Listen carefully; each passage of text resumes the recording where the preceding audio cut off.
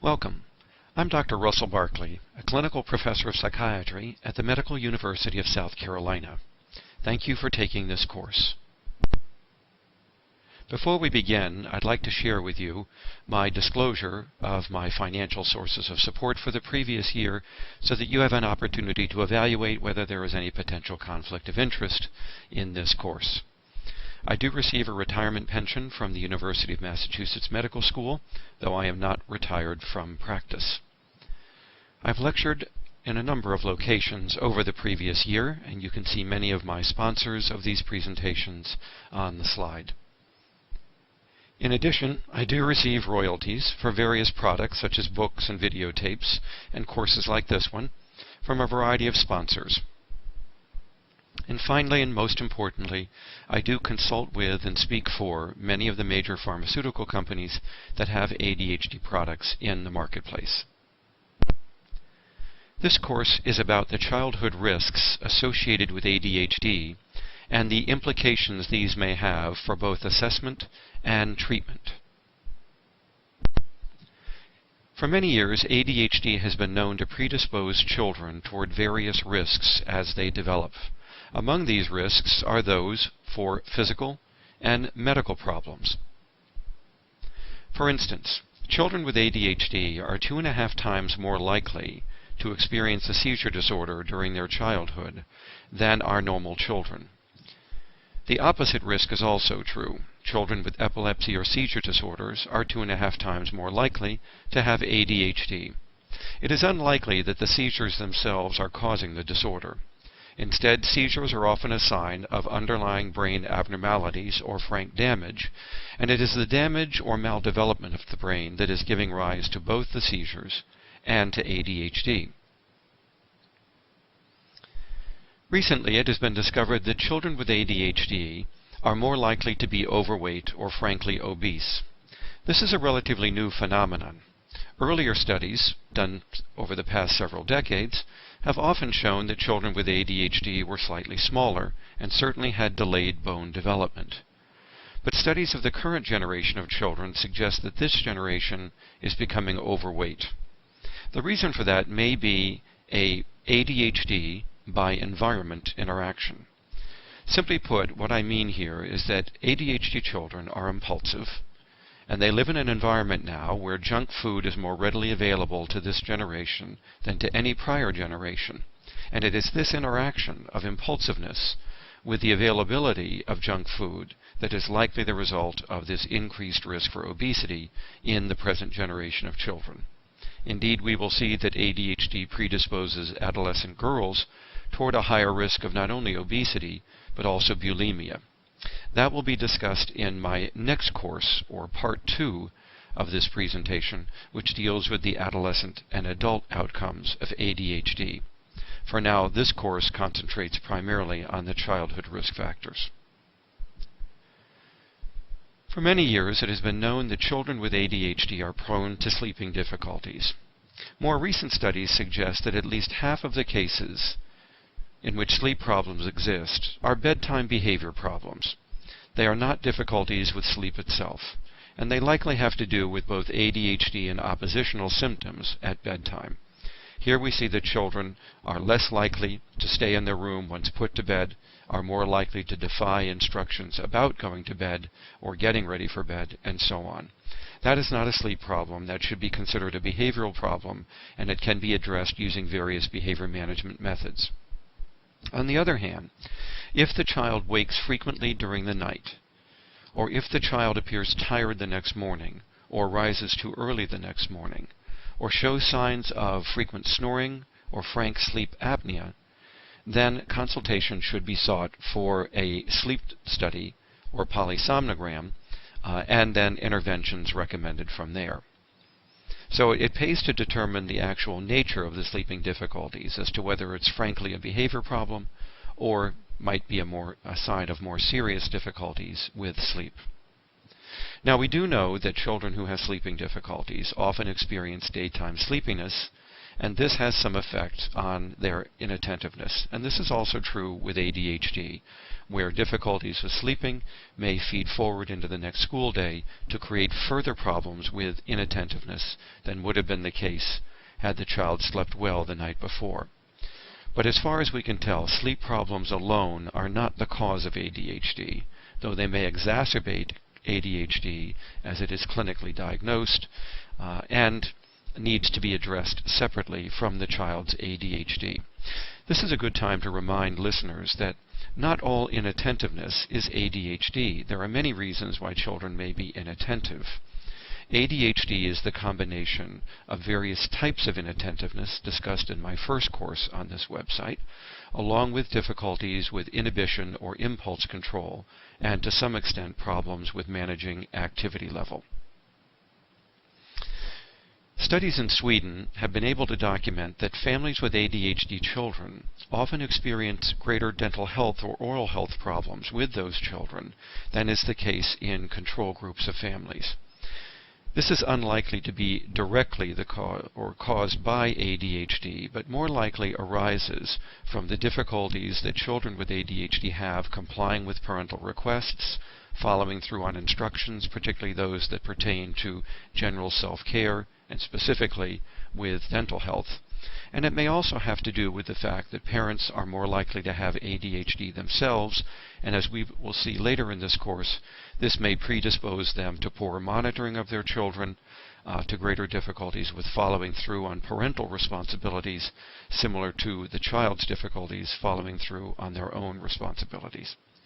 All of these difficulties with dental care appear to lead to an increased risk for dental decay by age 11. The study did not find this to be the case by age 13, but that most likely has to do with the fact that only a very small percentage of children were available for the follow-up visit, and therefore the study did not have adequate statistical power in order to detect any impact of poor dental practices in the family on the child's ADHD, or on the child's dental care, that is. Now in this slide we also see some additional health risks associated with the disorder. For many years it has been known that ADHD is associated with coordination difficulties. Children with ADHD are clumsier, more delayed in their gross and fine motor development, and are more likely to be diagnosed with developmental coordination disorder, as you see here. We know that the gross motor difficulties are likely to decline more steeply with age, and may even disappear by adolescence, but difficulties with fine motor coordination, such as with handwriting, may be more persistent into adolescence and adulthood. The reason for these motor difficulties appears to be several-fold.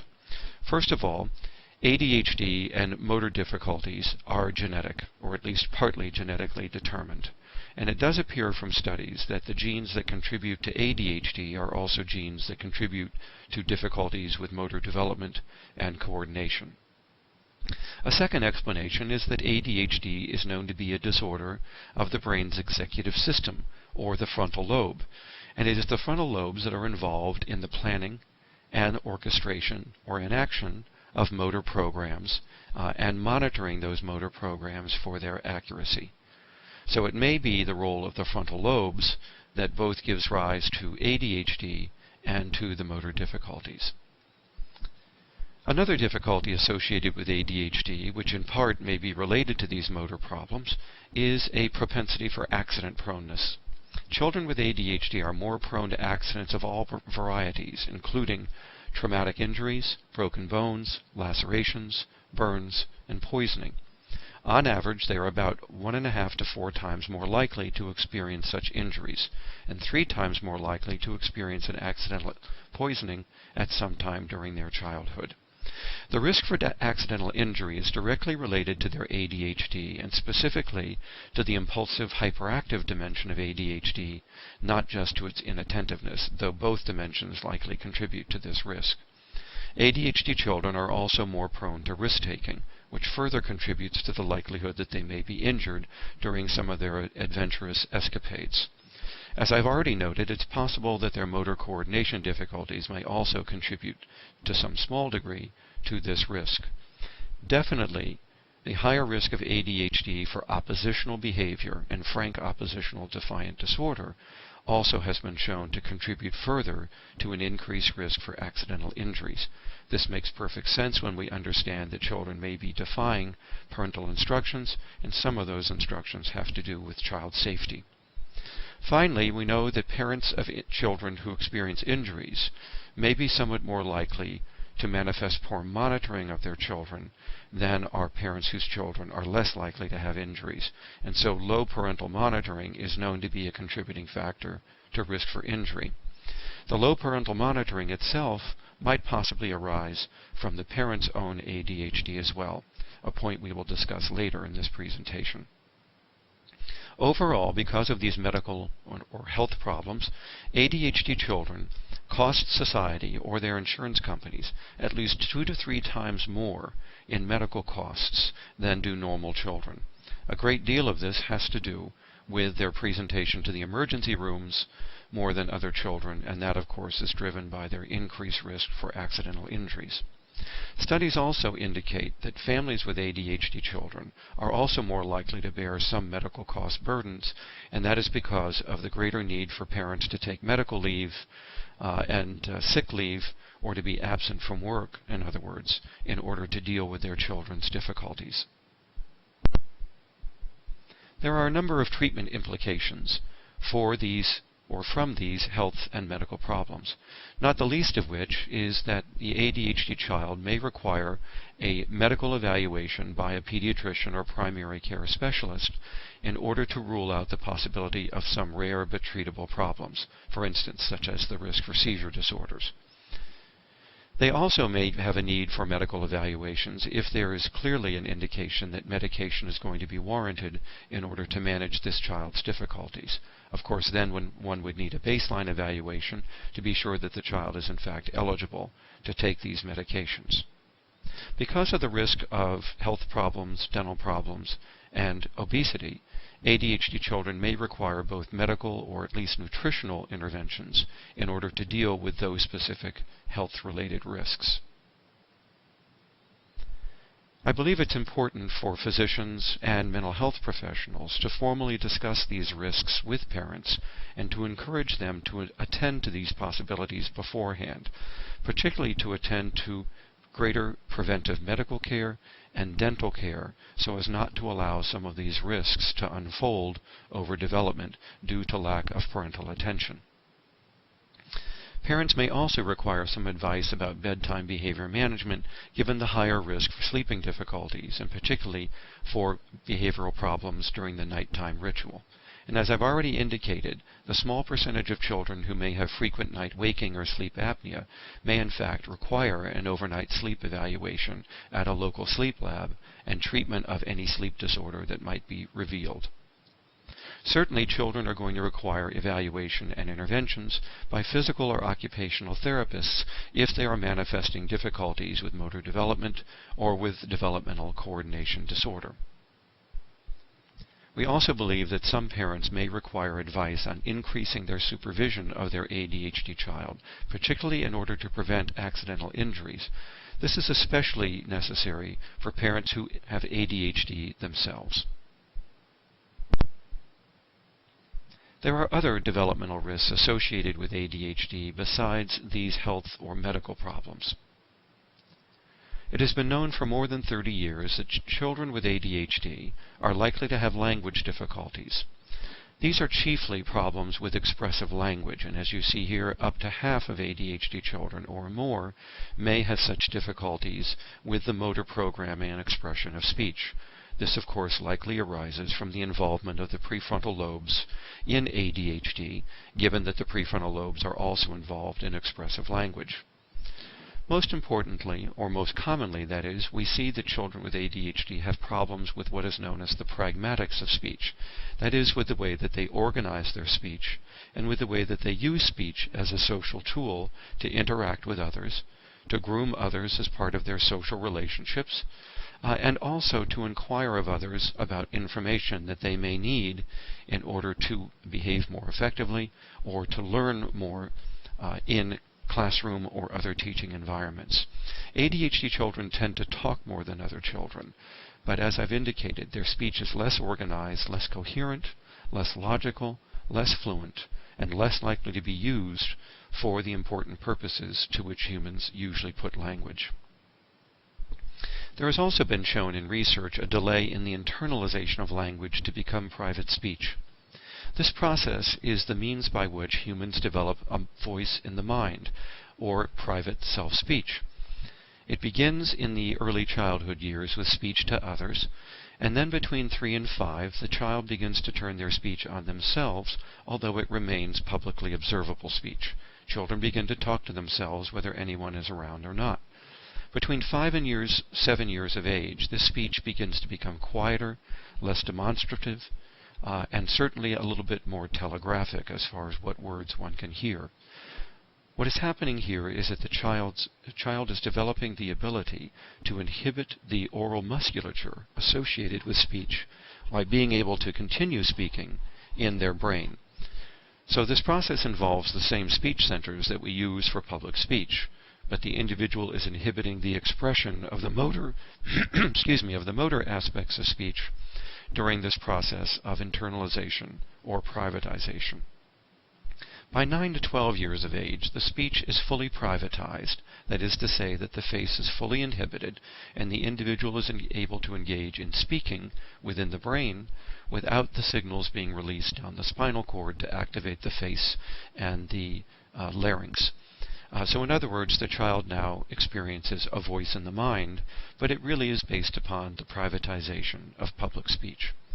Children with ADHD are about 30 to 40% delayed in the internalization of speech, and therefore are less likely to be able to use self-speech in order to control themselves, follow directions, follow through on instructions, or otherwise use language as a form of self-control and rule-governed behavior. Now, despite the fact that it's rather popular to believe that ADHD children are more likely to be highly intelligent or gifted, this is a myth. ADHD children show the entire range of human intelligence, but on average, when groups of children are studied and their intelligence is measured, their IQs tend to be approximately 7 to 10 points lower than that of matched control groups. This could possibly be the result of the child's problems with test-taking behavior, although that has been controlled in some studies and the deficit remains. More likely, it is a byproduct of the fact that ADHD interferes with executive functioning.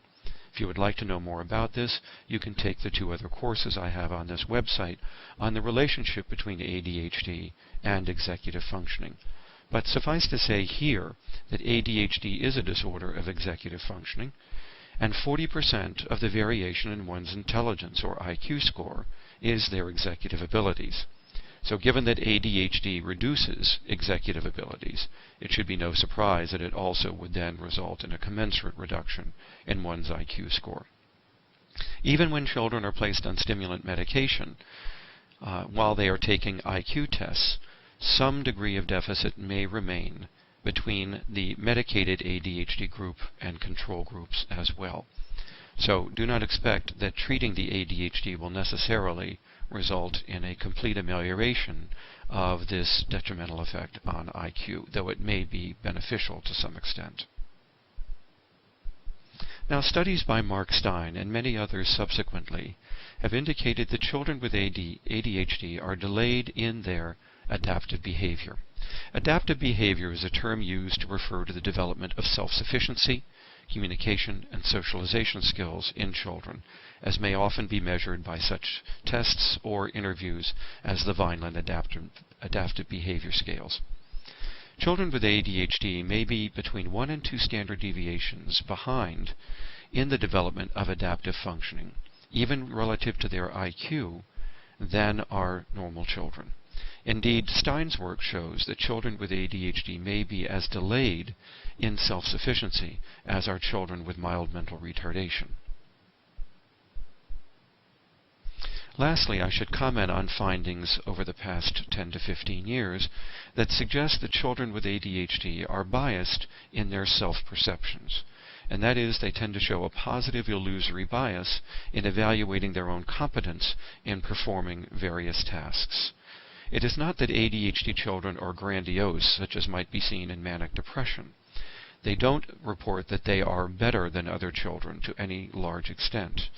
What they report instead is that they are as good as other children, when in fact in certain areas they may be quite deficient. So it is this perception of deficiency, rather than a grandiose exacerbation or elaboration of their talents, that ADHD children are likely to manifest. So this inability to appreciate one's deficits or one's lack of competence in an area is what is associated with ADHD. It has also been recently demonstrated in adolescents and in adults as well. So this appears to be a relatively persistent bias in self-evaluation. One area of difficulty in childhood ADHD that has been well studied for more than 50 years is the impact of ADHD on functioning in the educational setting. ADHD children are highly likely to have difficulties in the classroom, not just as a result of their inattentiveness or hyperactive and disruptive behavior, but as a consequence of the impact of these symptoms on work productivity. More than 90% of ADHD children are underproductive in school, which is to say that they are not able to accomplish as much work in the same period of time as our other children. And while there is a slight reduction in their accuracy by about 10% below that of normal children, instead what we find is the greatest effect is on work productivity. All of these conspire to result in lower grades for children with ADHD over time. Also, we find that there is an increased risk of peer relationship problems in school, but I'll have more to say about these in a moment in this course. Now, all of these difficulties result in the child with ADHD being unavailable for learning, and as a consequence of that, they are likely to not be acquiring as much information over the same period of time as our normal children. After several years, this can result in ADHD children falling below normal children in the same classroom in their annual academic achievement test scores. Indeed, by the end of elementary school, it is possible for ADHD children to be at least a standard deviation or more behind in their acquisition of academic achievement knowledge. Some studies even suggest that this process of underachievement begins even before the ADHD child enters school. That is to say that preschool children with ADHD have already been shown to be behind other normal children of the same age in their academic readiness skills. Now, for nearly 50 years, we have known that ADHD is associated with a risk for learning disabilities. On average, up to half of ADHD children are likely to have at least one or more difficulties or specific delays in the development of reading, spelling, math, language, and so forth. These specific learning disabilities are separate disorders and are not a consequence or byproduct of the ADHD itself. Treating the ADHD often does not result in improvement in these specific learning disabilities, and they will require separate intervention in their own right. On the other hand, the difficulties with handwriting, as well as with reading, viewing, and listening comprehension, do appear to be a consequence of ADHD and are likely to improve as the ADHD is treated. As I mentioned in my course on executive functioning, ADHD is associated with problems with working memory, or holding information in mind that is being used to guide behavior or perform tasks. And this is what leads to the reduction in comprehension. Improving the ADHD, particularly with ADHD medications, often results in an improvement in working memory and therefore in the ability to comprehend what is read, seen, or heard. There are a number of implications for these developmental and academic achievement problems, not the least of which is that ADHD children are likely to require evaluation and perhaps even interventions by speech pathologists or speech therapists for their difficulties with expressive language. We also suggest that every child with ADHD be screened using a brief IQ screening and a brief academic achievement screening for their risk for possible intellectual delay, and more importantly, for the high risk they may have for specific learning disabilities, as I have just discussed. Where the child does poorly on the quick screening instrument, they can be brought back in and given a more complete battery of academic and intellectual tests. But certainly one wants to have at least a baseline with regard to these abilities before beginning intervention. It's also going to be necessary for parents to receive counseling and indeed explicit training concerning their child's adaptive self-sufficiency. As I mentioned earlier, children with ADHD are delayed in the development of adaptive functioning, and parents may need some explicit counseling about dealing with these delays, whether they pertain to delays in hygiene, or in dressing, or in other areas of self-care, or in communication or socialization. Some instruction in the parents as to how to address these difficulties may be necessary.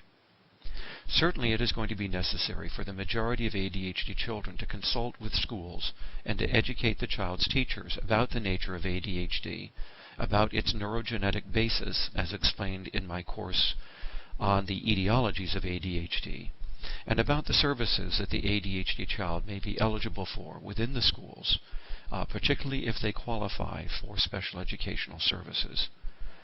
In the vast majority of instances, teachers are also going to need instruction in classroom behavior management methods in order to help address some of the child's disruptive classroom behavior. As I've said, ADHD children are eligible for special educational services if their ADHD is sufficiently severe to interfere with their educational functioning. This is likely to arise not only because of their ADHD, but also because of their high risk for learning disabilities, their risk for developmental and adaptive behavior delays, and their risk for language disorders. So ADHD children may qualify for formal services under special education laws such as IDEA and 504 as a result of any and all of these conditions. It is often necessary for the ADHD child to receive after-school assistance with their academic performance. This can be done through tutoring, by hiring a private tutor to work with the child several times a week around their homework or around making up for some of their academic achievement delays, or it can be done through more formal services through private tutoring facilities. Certainly, whenever teachers offer opportunities for children to remain after school to receive additional assistance, we highly recommend that ADHD children participate in these extra after-school services. Lastly, though oftentimes importantly, many ADHD children are likely to require medication for the management of their ADHD symptoms in educational settings. Indeed, this was initially the reason that ADHD was medicated with ADHD medications such as stimulants. And that is, in the early literature, it was often the concern around the educational problems that led to the introduction of medication management for the disorder.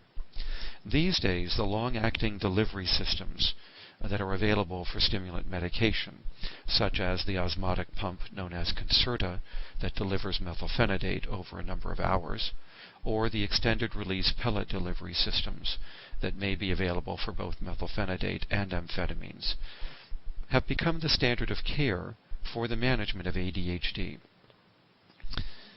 We will talk about these more in my course on medications for ADHD on this website. Children with ADHD are highly likely to have a second disorder. Indeed, over 80% of ADHD children and adults have a second psychiatric disorder, and over 50% have a third psychiatric disorder. The most common comorbid disorder that ADHD children are likely to have, apart from the learning disabilities I've already mentioned, is oppositional defiant disorder. This pattern of hostile, defiant, argumentative, and generally temperamental behavior in which the child is frequently stubborn and resistant to authority or instruction. On average, 55 to 65% of ADHD children develop oppositional disorder, usually within 2 years of the onset of their ADHD, and the risk for ODD is driven in part by the severity of the child's ADHD. But it is also driven in part by whether or not the parent has ADHD and whether or not that ADHD is disrupting the parent's ability to manage the child's oppositional behavior. The parent's ADHD, therefore, can exacerbate the child's risk for oppositional defiant disorder simply because of its impact on the parent's ability to manage the gambits of oppositional behavior the child may manifest. For more on oppositional defiant disorder, you can take my course on this website that has to do with comorbid disorders and their impact on assessment and management of ADHD. Besides oppositional disorder, children with ADHD are more prone to developing conduct disorder. On average, at least 45% of these children are likely to have conduct disorder before the age of 15. In my own follow-up study, the risk was nearer to 56%. So, oppositional defiant disorder may progress onward and upward into conduct disorder, which is violation of the rights of others, rather than simply arguing with one's parents at home. For whatever reason, the development of conduct disorder often signals that a child has a more severe form of ADHD. The ADHD and conduct disorder, when they coexist, are likely to have started earlier, are likely to be more severe, are likely to be more persistent over time, and are likely to be a harbinger for a greater risk of adult antisocial activity or frank criminality. The development of conduct disorder also signals an increased risk for substance experimentation and substance use disorders, especially during the adolescent years, and clinicians need to pay close attention to monitoring the child for this risk as they mature. Approximately 25% of children with ADHD are likely to have an anxiety disorder.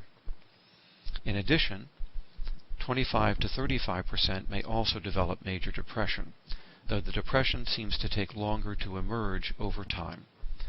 My own longitudinal study indicates that both the risk for anxiety and depression were higher in individuals with untreated ADHD, which is to say that the longer the individual went without treatment, the greater was the likelihood that they would develop anxiety or depression. We also know that children with oppositional defiant disorder, and especially those with conduct disorder, are more likely than ADHD children without those comorbidities to progress on to develop anxiety or mood disorders.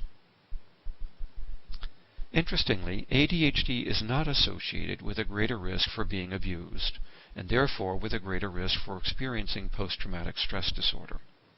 However, ADHD children who have oppositional disorder are more likely to experience abuse or to be physically or emotionally traumatized, and therefore are more likely to have PTSD. The highest rates of abuse and of PTSD as well occur in children with childhood-onset bipolar disorder. Indeed, as I will show in a moment, 80 to 97% of children with childhood-onset bipolar disorder are likely to have ADHD as a comorbidity. These can be some of the most difficult and distressing children to raise for parents, and it's by posing such distress to their parents often increase the risk that they will be physically disciplined or frankly physically or emotionally abused. Although DSM-4 says that ADHD cannot be associated with autism, or that both diagnoses can be given to the same child, this is not true. Recent studies have shown that there is a significant overlap between these two disorders. On average, children with ADHD are likely to develop autistic spectrum disorders in about 22% of such cases of ADHD, which is to say that about 1 in 5 ADHD children places along the autistic spectrum. On the other hand, when we sample children who have autistic spectrum disorder, the risk is even higher that they are likely to have ADHD as a comorbidity. Fortunately, research now shows that the medications that manage ADHD are just as likely to be effective in children who have comorbid autistic spectrum disorder as they are in ADHD children without such spectrum disorders. Now, as I've said, ADHD is often associated with childhood bipolar disorder. The nature of this relationship remains unclear. My own opinion is that it is most likely to represent a one-way comorbidity. That is to say that children with ADHD do not appear to show a higher likelihood of developing bipolar disorder, at least in most longitudinal studies. Their risk averages that of about 2 to 3%. Even where a higher risk has been obtained, that risk averages only to about 6 to 10%, or about 3 times that of the normal population. On the other hand, if we study children who have already been diagnosed with bipolar disorder, we often find that ADHD is a comorbidity. Indeed, research shows that the likelihood of comorbid ADHD in cases of bipolar disorder is related to the age of onset of bipolar disorder. If the onset of bipolar disorder is in adulthood, which is the most common age of onset, then the risk for adult ADHD is only 25%. If the onset of bipolar disorder occurs during adolescence, then the risk is double, to that of about 45 to 50%. However, if bipolar disorder develops prior to age 10 to 12, then the risk that the bipolar child will have ADHD is 80 to 97%. So clearly, the earlier the onset of bipolar disorder, the greater is the likelihood that ADHD will be associated with it. There are a number of treatment implications from this information on comorbid psychiatric disorders. First of all, keep in mind that the vast majority of ADHD children, over 80% as I've indicated, will have at least one other psychiatric disorder, and more than 50% of them will have at least two other disorders. This means that the clinician cannot simply stop the assessment of the child with the diagnosis of ADHD, but needs to conduct a more comprehensive evaluation for the possibility that this child, despite their ADHD, is also likely to have other psychiatric and learning disabilities. Now, unless the primary care physician or school personnel have been trained beyond the typical level of training in child psychiatric disorders, it is most likely that the evaluation of the child with ADHD will at some point need to be done by, or at least supplemented by, an evaluation by a specialist in the field of children's mental health disorders, such as child psychologists and psychiatrists, for instance. It will be these individuals who are most likely to have the greatest training in differential diagnosis of various disorders from each other. This does not mean that primary care physicians cannot evaluate ADHD, or that school personnel cannot do so. Only that in complex cases it may be necessary to bring onto the treatment team a mental health expert better trained in the recognition, diagnosis, and management of these comorbid disorders.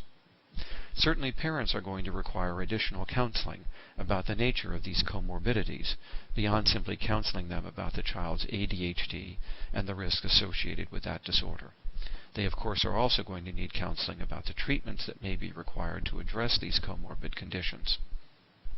It has been our experience in the clinics in which I've worked that ADHD is often the first disorder to arise in most cases in the developmental history of the child.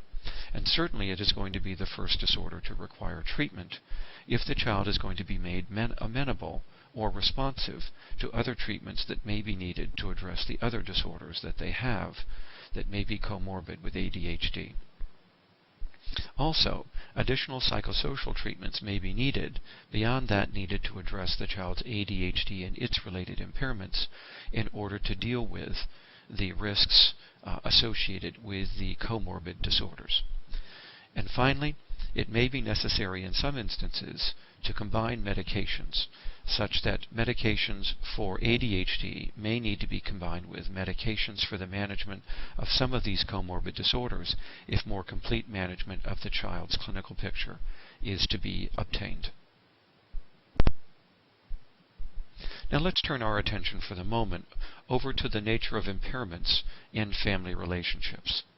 We need to understand that parents and children display a reciprocal or bidirectional nature to their interactions. I have done a number of studies on family interactions of ADHD children, as have many other individuals, and the totality of that research can be best represented by the following diagram. Now, when a young child is born into a family, and that child begins to grow up, the nature of the influence is often from the child to the parents. That is, parents begin to adjust their caregiving behavior to the specific needs, wants, and traits of the child with which they have been blessed. And then the parents begin to respond in kind to this child's behavior, physical attributes, and other wants and needs. Now, what happens if this young child has ADHD? Well, this will result in additional or excessive behavior being demonstrated toward the parents. Because of the disruptive behavior and the lack of self-control of the ADHD child, they are going to going to be posing much greater management difficulties for their parents than would normal children. Normal parents often respond in kind by increasing the amount of controlling or commanding or directive behavior that they display toward the child in an effort to try to get some control of the child's behavior and down-regulate it. Now, if this was a normal child and this was simply attention-getting or other normal disruptive behavior, then these efforts at additional parental control would likely succeed. But of course, ADHD does not arise from parenting and is a much more persistent neurogenetic disorder, and therefore the parent's efforts at management are likely to fail. That is to say that normal child rearing techniques often are not enough to deal with the child's excessive and dysregulated behavior. Now, we also know from family studies of ADHD that the parents of these children are also likely to have ADHD themselves. Indeed, 25 to 35% of parents of ADHD children have the same disorder. This means that the parent is now going to be demonstrating excessive behavior back toward their child. Excessive impulsiveness, activity, emotionality, commandingness, directiveness, or even just inattentiveness. The parent's ADHD is likely to have some impact on the child's behavior in ADHD. Indeed, as I've already mentioned, one of the risk factors for an ADHD child developing oppositional defiant disorder is that their parent also has ADHD, and the parent's ADHD is interfering with appropriate management of the child, or even frankly resulting in inadvertent training of the child in increased oppositional and defiant behavior in order to get their way with this parent. Once oppositional defiant behavior or disorder have developed, this will result in additional distress for the parents because the child will be demonstrating additionally dysregulated, aggressive, angry, and impulsive behavior. And this then will lead to even further efforts by the parents, whether they have ADHD or not, in an effort to downregulate the child's oppositional and ADHD behavior. Overall, what we therefore see is sort of a maelstrom or a tornado of influences that are bidirectional. The child's behavior is affecting the parent's behavior is affecting the child, and one simply cannot drop in here unilaterally and blame either person for what is happening in the interaction. It is in fact a result of the interaction between the two individuals. More explicitly, research on family relations of ADHD children and their parents shows that there is a great deal of increased parent-child conflict and distress in these families, and that this often arises in the early childhood years or shortly after the emergence of the child's ADHD. Parents, even normal parents, respond to the child's ADHD with increased commands, efforts to control the child, even frank hostility or expressed emotion, and even reduced responsiveness to the child as they begin to withdraw from this disruptive child in order to maintain peace within the family. They may also vacillate between the use of harsh and lax discipline on any given day. That factor alone is likely to lead to the development of oppositional and defiant behavior because of the parental inconsistency in the use of consequences. ADHD children, even if they are not diagnosable with oppositional defiant disorder, are often more non-compliant, defiant, hostile, and demonstrate patterns of reactive aggression when frustrated. Many parents with ADHD children, after several years of raising these children, report a reduced sense of competence in their role as parents. They often feel as if they are failures, or as if they are far less competent than other parents they know. And this is usually because their efforts at parenting have not been especially successful at quelling the child's disruptive behavior. These parents also rate themselves as having more parenting stress on parenting stress measures, such as the Parenting Stress Index. And mothers with ADHD children are also likely to report higher rates of maternal depression than are mothers of normal children. Some of this maternal depression is the direct result of the child's difficult behavior. Some of it may also be the result of the fact that parents have ADHD, and ADHD and depression are often comorbid together. Whatever its cause, oftentimes parents need to be screened for these difficulties and to have these separate difficulties of their own treated independent of whatever treatments are being provided for the child's ADHD. Some studies suggest that over years of time, parents of ADHD children begin to withdraw from them, spending less and less time in leisure activities with their children, usually because of the child's disruptive behavior.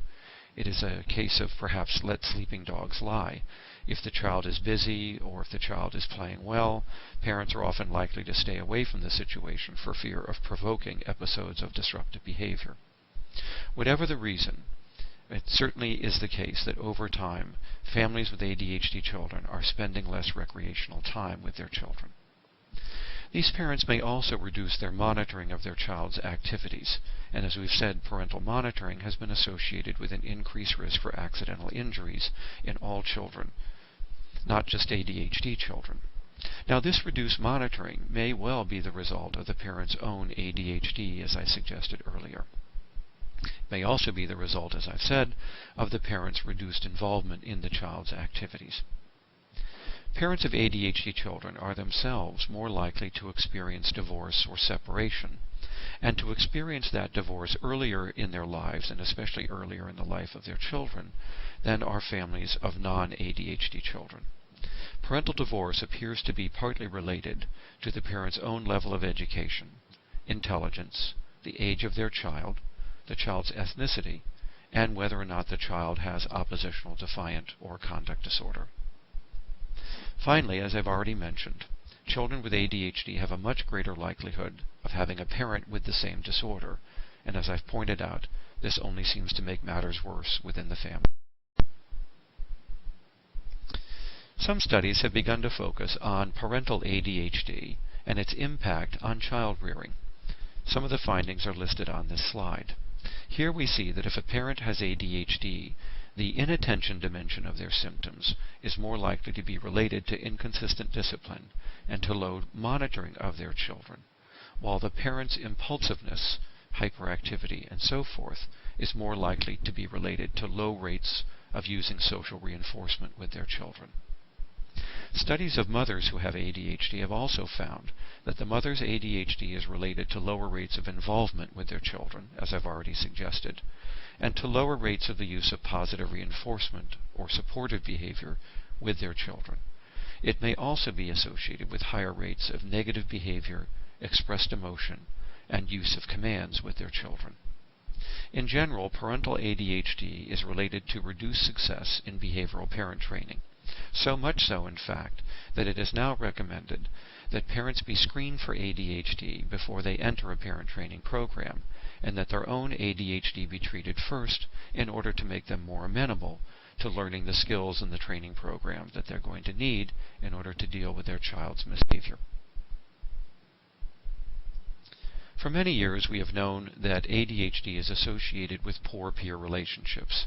Indeed, anywhere from 50 to 70% of ADHD children are likely to have few, if any, friends by the end of second or third grade. This peer rejection can arise within a matter of minutes of an ADHD child entering a play group. It certainly does not take a matter of weeks or months for other children to pick up on the fact that this is a more dysregulated, impulsive, and times aggressive child. We often see in the interactions of ADHD children with other children less sharing, less cooperation, less propensity for taking their turns in games, a greater selfishness or self-centeredness, a greater likelihood to try and direct the behavior of other children during games, higher rates of more off-task behavior during games or sports or other play activities. ADHD children also show higher rates of impulsive emotion, impulsive language, and are more likely to be intrusive or to interrupt the activities of others.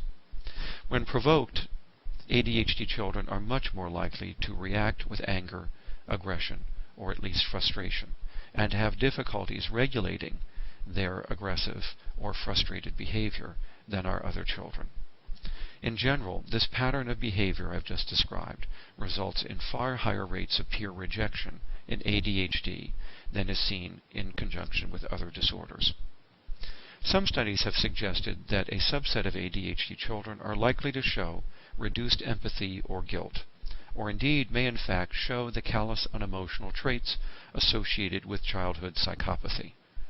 Where this is seen, it is a clear risk factor for the development of predatory aggression or even conduct disorder, and for conduct disorder to arise earlier than it might otherwise have done so had these psychopathic traits not been present. Studies do show that where oppositional and conduct disorder have arisen in the ADHD child, this further increases their risk of peer relationship problems or outright rejection.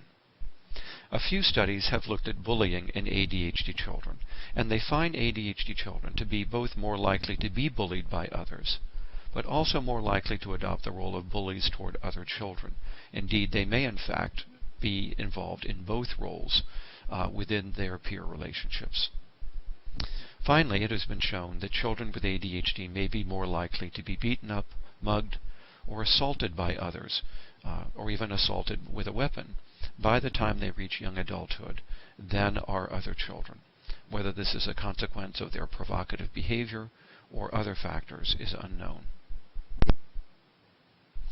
There are a number of implications for these family and peer relationship problems for the management of ADHD. First of all, as I've already indicated several times, parents need to be screened for ADHD in cases where their child has been diagnosed with the disorder, because there is a higher risk for ADHD given the genetics of ADHD. That is, there is a higher risk in the parents. The parents are also more likely to have depression, antisocial behavior, and drug use disorders. So parents should be screened for a wide range of psychiatric problems, and not just for ADHD explicitly. The parental ADHD needs to be treated first, or at a minimum coincidental with the management of the child's ADHD. Otherwise, given that the parent is often the vector through which the child's treatment programs are going to have to be implemented, the parent's ADHD is likely to interfere with the implementation of many of the child's treatment recommendations.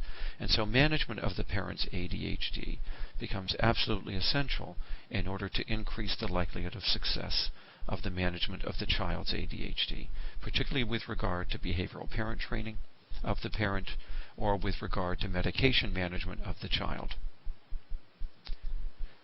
Now, as I've said, parents of ADHD children are highly likely to need behavior management training, and this is made all the more so if their child has developed oppositional defiant disorder.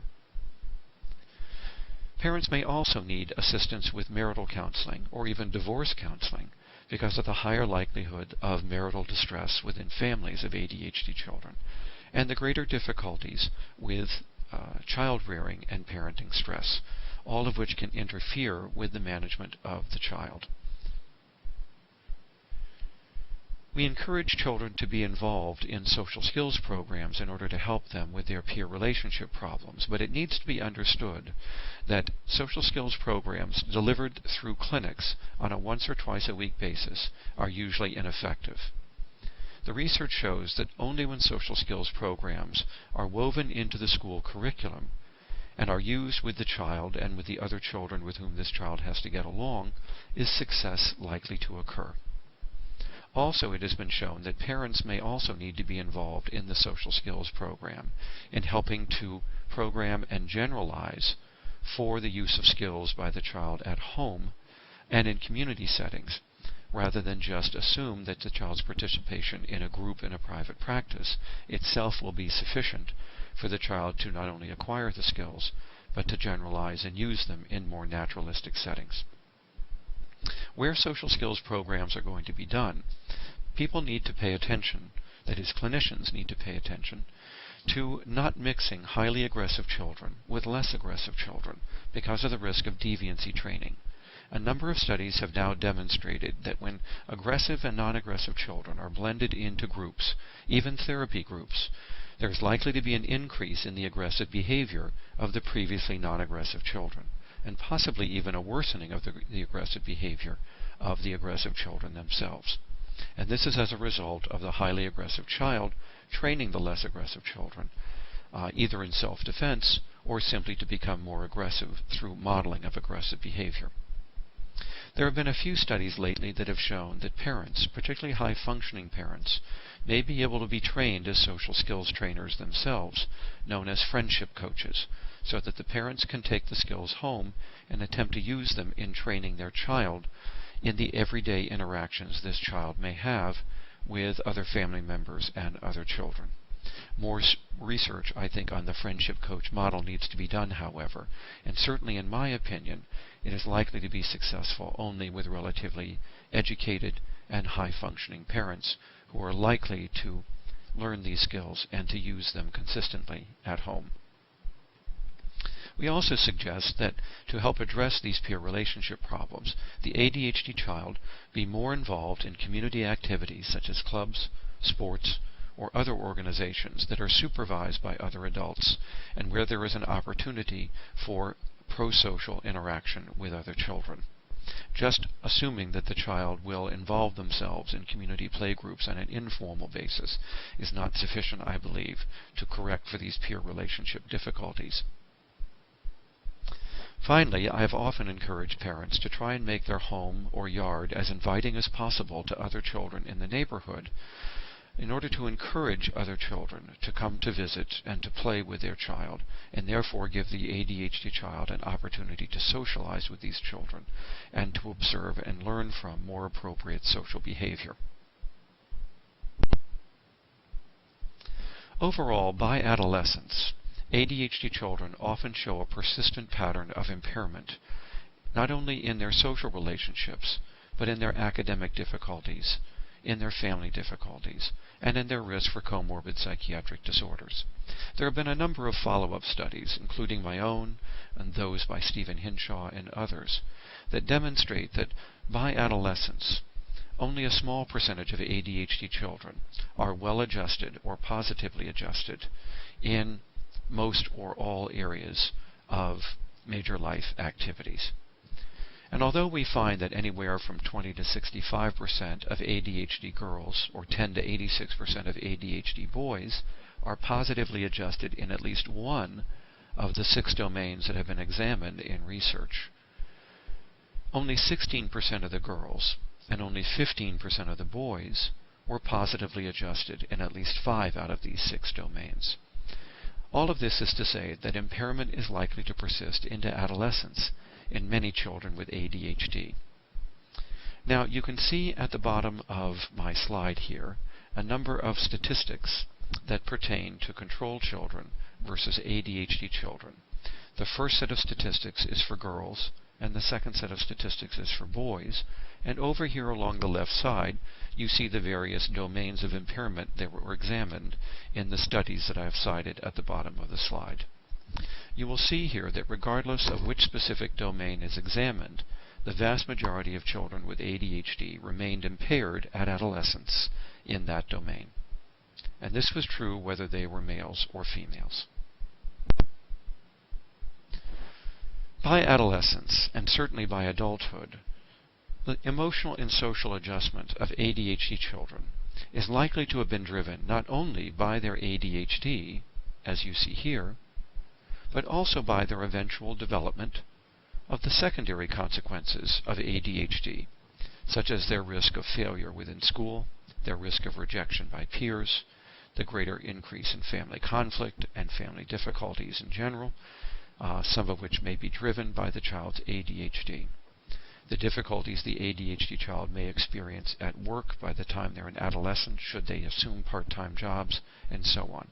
So there are secondary consequences, such as the development of demoralization, and even of antisocial behavior, and affiliation with deviant peers, that can occur as a consequence of ADHD besides the more obvious difficulties in the educational and family settings. Besides that, as I've pointed out, ADHD children are highly likely to develop other psychiatric disorders, and these will bring with them their own risks, apart from those risks for social maladjustment posed by ADHD or by the secondary consequences of ADHD. Besides the increased risk for anxiety and mood disorders, there is also the increased risk for learning disabilities and the externalizing disorders such as oppositional disorder, conduct disorder, substance use disorders, and so on. These disorders as well will bring forth their own risks over time for the child's eventual adjustment. And finally, as I've already pointed out in our discussions about family and peer relationships, there is an impact of the social ecology on the child's ADHD. This impact can exacerbate or improve upon the child's behavior and risks for impairments, depending upon the nature of that ecology. So in general, clinicians need to evaluate ADHD children for all 5 of these domains and not simply stop their evaluation with the diagnosis of ADHD alone, if the clinician wishes to have a more complete appreciation for the current and future emotional and social adjustment of the ADHD child. To conclude this presentation, I hope you have learned that ADHD is associated with numerous childhood risks and for risk of current and later impairment in many, if not all, major life activities. Indeed, research has shown that ADHD may be one of the most impairing outpatient disorders that we see in outpatient child mental health clinics. All of this is also to say that ADHD often requires a multidisciplinary assessment or evaluation in order to be able to detect the numerous medical, developmental, academic, and social risks the child has, as well as the higher rates for other psychiatric disorders that ADHD is known to produce. I've also indicated that the parent's ADHD, as well as other parental psychiatric disorders, need to be screened and treated before or coincidental with the management of the child's ADHD if the clinician hopes to improve upon the success of managing that child. As I've said, parental ADHD can often interfere with the parent's attempts to treat the child's ADHD. ADHD is, however, one of the most treatable psychiatric disorders. This is true whether we measure treatability in terms of the percentage of individuals likely to respond to the treatments that are available, or if measured by the degree of effectiveness of the treatments, that is, the effect size or degree of improvement in the ADHD symptoms that treatment is likely to bring about, or if we assess effectiveness or treatability by the greater array of treatments that are available for a disorder.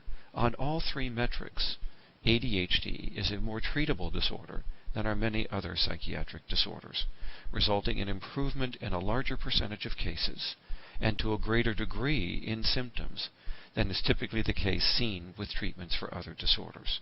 So there is a great deal of hope for the management of ADHD children. But interventions do need to be started earlier and sustained longer across the day, across the week, across the year, and indeed across development. Indeed, treatment should be sustained as long as impairments are evident in the child's case. And then one needs to target the various domains of impairment, not just those of education, in order to help address the pervasive adverse impact that ADHD has on many of the major life activities that I have discussed here. Now, I hope that you will decide to take the second part of this course on risks and life course impairments. Part 2 deals with the adolescent and young adult outcomes of ADHD. For now, let me thank you for taking this course. I invite you to take other courses that I have prepared on this website at your convenience. I also invite you to visit my publisher's website, Guilford.com, in order to learn more about various products that I have on the marketplace, including the development and publication of 3 of my latest rating scales for the evaluation of adults with ADHD. Thank you again for taking this course. Good day.